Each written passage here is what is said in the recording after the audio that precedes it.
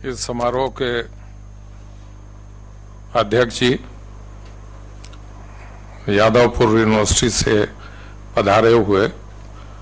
दर्शन के महान विद्वान मुखोपाध्याय जी, काशी हिंदू विश्वविद्यालय के रेक्टर सिंह साहब, झा साहब, खुर्शीद साहब, मंच पर बैठे से सभी गणमान्य जन, प्यारे बच्चे बच्चियों, संभ्रांत नागरिकों, ये मेरा सौभाग्य है कि किसी शुद्ध व्यक्तिगत कार्यक्रम में आज वाराणसी आया और जब मुझे जानकारी हुई कि इतने गूढ़ विषय पर यहाँ एक गोष्ठी हो रही है तो मैं विद्या के इस अथाह सागर में स्नान करने की मनसा से आया, लेकिन मुझे वक्ता बनाकर आपने खड़ा कर दिया। इतना जरूर है कि सुनने और देखने में लगता है कि सदा सहता और आध्यात्मिकता कहीं मैनेजमेंट से, प्रबंध तंत्र से उसका जोड़ हो सकता है। मैं ऐसा मानता हूं कि यदि इसको जोड़ दिया जाए तो समाज की बहुत सारी बुराइयां, प्रबंधन की बहुत सारी बुराइयां, हमारे सामने नित्य आने वाली प्रबंध तंत्र और किसी भी संस्था के संचालन की जो कठिनाइयां हैं उसका निवारण बहुत आसानी से किया जा सकता है। आध्यात्मिकता है क्या? मोटे शब्दों में हम कह सकते हैं अपने स्वयं को पहचानना आध्यात्मिकता का सबसे बड़ा लक्षण है। स्वयं की पहचान यानी आप सबकी पहचान, हमारे में आप सभी मौजूद हैं, इसका ज्ञान हो जाना यह भारतीय आध्यात्मिकता का सबसे बड़ा सिद्धांत रहा है। और जब हम इस सिद्धांत को स्वीकार कर लेंगे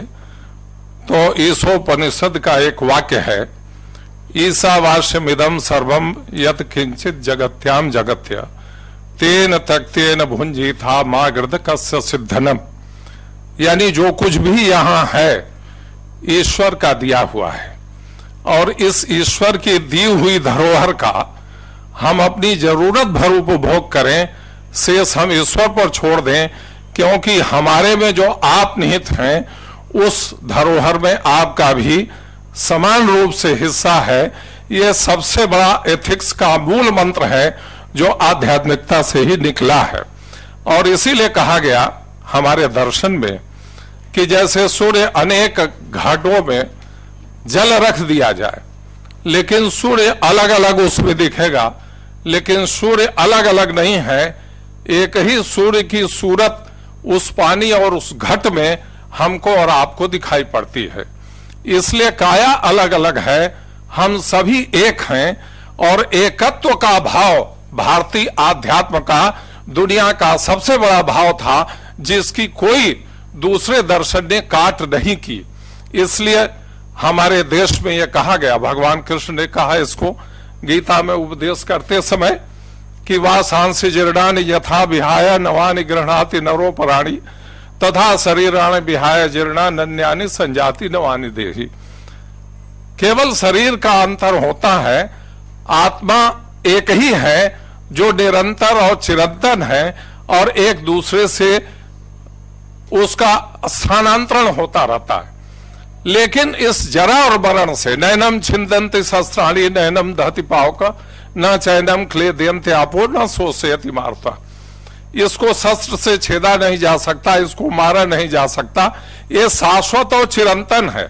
और जब हम इस भाव को अपने शरीर में ग्रहण कर लेंगे तो किसी भी प्रबंध तंत्र में ये नहीं होगा